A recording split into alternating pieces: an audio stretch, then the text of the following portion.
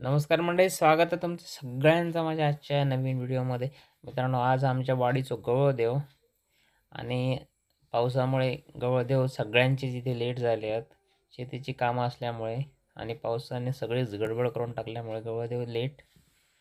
मग काकू एरियात मुंबईसून पीठ मिळतात, मागच्या वर्षी पण होते. आणि आमच्या गवळदेवाचं वैशिष्ट्य म्हणजे इथे भटजी जेवण करतात आणि प्रसाद दाखवतात. इथे मी आता देव वगैरे पूजलं आहे आणि नारळ वगैरे हे मी फोडतो आहे. म्हणजे हेच नारळ आपणाक जेवणाक वगैरे वापरूक मिळतात. जेवढे सगळे नारळ आहेत तेवढे मी इथे फोडलं आहे, गारणं वगैरे घातलं आहे. आणि नारळ फोडून झाले का सगळ्यां जेवणाची तिकडे तयारी चालू आहे.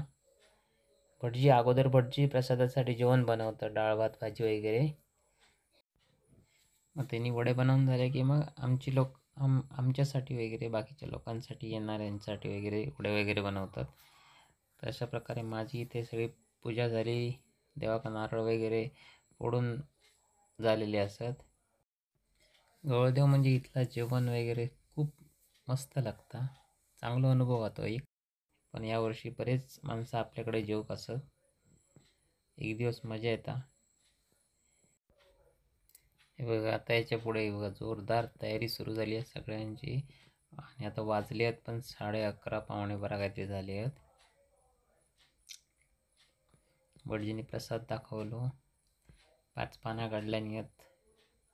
दरवर्षीप्रमाणे गारण्याचं काम चालू आहे त्यांचा. गारणा जरा पाणी सोडतात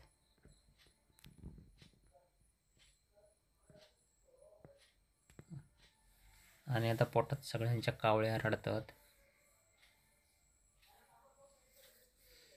दुपारचो 1 वाजत हा.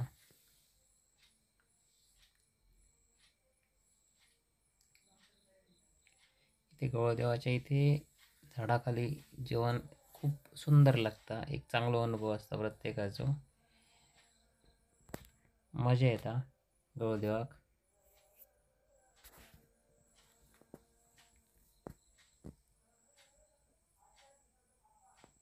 आता सगळ्यांका जोरदार भूक लागली आहे. ही आमची सगळी माणसं भजी काढल्यानी, वडे काढल्यानी. हे बघा, इकडे भजी काढतात, इकडे वहिनी आणि दोन्ही वहिनी येतात माझे. ते एक भजी काढता आणि एक वडे काढता आहे. इथे भटजी जेव बसले आहेत या बाजूक, एका बाजूक. आणि हे इकडे जेवतात आणि आमची माणसं आता तिकडे बाजूक बसली आहेत. हे बघा, ह्या वर्षी अशा प्रकारे भरपूर माणसं आपल्याकडे यावर्षी येली आहेत. आमच्याकडे वाडीत काही 4च घरं असली तरी माणसं हे बघा सगळ्या 5 गावातली माणसं येली आहेत. अशा प्रकारे आजचं आमचं गवळदेव इथे संपन्न झालं. मजा येते, एक दिवस निलेश गाडी बघा वाढतात. मित्रांनो, आजचा माझा व्हिडिओ तुम्हाला कसं वाटलं तो कमेंट्स करा, शेअर करा आणि व्हिडिओ आवडला तर चॅनल सबस्क्राईब करा.